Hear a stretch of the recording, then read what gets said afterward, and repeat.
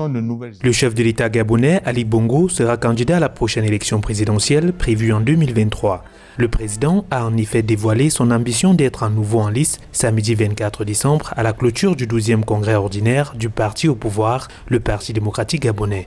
Une candidature qui répond, selon le président Ali Bongo, aux nombreux appels et motions de soutien du peuple gabonais à l'endroit de sa personne. Malgré des appréhensions sur sa forme physique depuis l'AVC dont il a été victime en octobre 2018, le président se dit en forme olympique et plus que jamais capable de gérer un troisième mandat.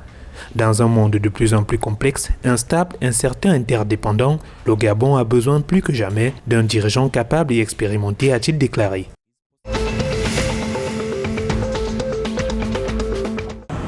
La Guinée équatoriale devrait réserver 5 à 10% de son produit intérieur brut pour gérer les fluctuations des prix selon le Fonds monétaire international. En d'autres termes, le pays devrait gérer les excédents budgétaires allant jusqu'à 1% du PIB pendant 10 ans au maximum. Les prix du pétrole sur les marchés internationaux ont fluctué entre 23 $ le baril et plus de 120 $ au cours des 2 dernières années, ce qui a causé une grande incertitude sur les revenus pétroliers dans les économies dépendantes de cette matière première.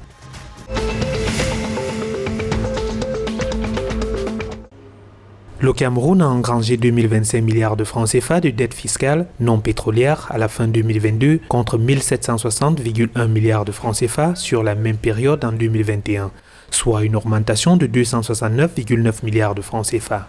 Une première pour l'économie de ce pays d'Afrique centrale, selon la Direction générale des impôts. Des chiffres qui témoignent de l'embellie générale de l'administration fiscale. La Direction générale des impôts a collecté un total de 2426,5 milliards de francs CFA d'impôts à la fin novembre 2022, soit une hausse de 20,3% par rapport à 2021.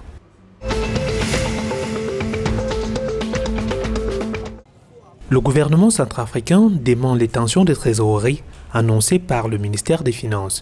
Le 16 décembre 2022, dans une note de service, le ministère des Finances avait annoncé la suspension de toutes les dépenses de l'État jusqu'à nouvel ordre. Le samedi 24 décembre 2022, Serge Ghislain Dioré, ministre de la Communication et par ailleurs porte-parole du gouvernement, a fait savoir que les salaires des fonctionnaires avaient bel et bien été payés ainsi que toutes les dépenses obligatoires de l'État dès le 20 décembre 2022.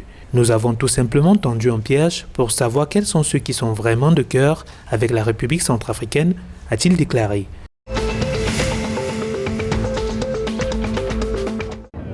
Le Tchad a lancé la campagne nationale de plaidoyer « Femmes et jeunes pour un Tchad sans fin ». L'objectif de cette campagne est de sensibiliser ou engager l'opinion publique et d'obtenir l'engagement des autorités politiques, administratives et traditionnelles en faveur de l'accès des femmes et des jeunes à la terre et aux moyens de production.